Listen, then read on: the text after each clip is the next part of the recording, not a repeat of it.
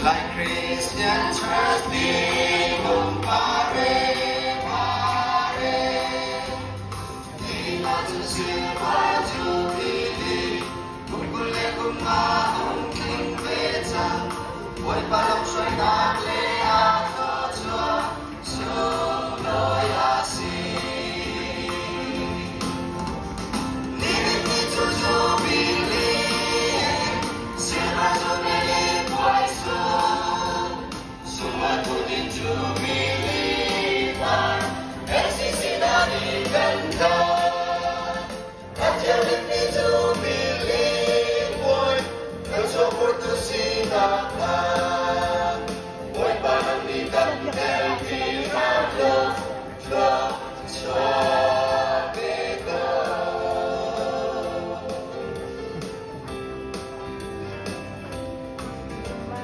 Lihat jagung kulekung matuan biar Roha LCC turun rohani Saya si hidup kita kando Boy paranan kotak lebehi Sini dan buatingkan tiado Batang tuke kandot maglori Oh ganda pa Jubilee, silver jubilee, boy soon. Silver kuning jubilee bar, eksisi nadikan ka. At yawin ni jubilee, boy, nagsopor tu sinatnan. Boy panang likan delpi shamlo, ka,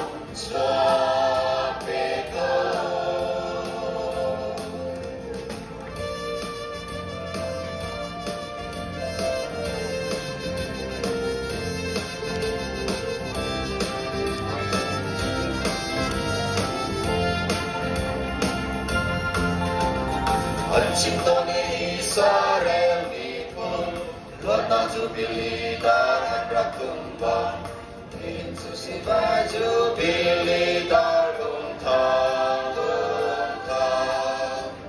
Boy parang ganap le ramca Lihitan lang nagle tua serna Kantar pilo ng kalabang syami Kotsa syanggo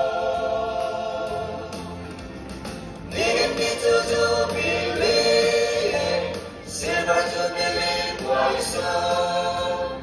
Sumat kuning jubilee bar, eksisi nadikan ka. At yawin ni jubilee, boy, nagsopor tu sinatnan. Boy panang ni kantel pisang ka,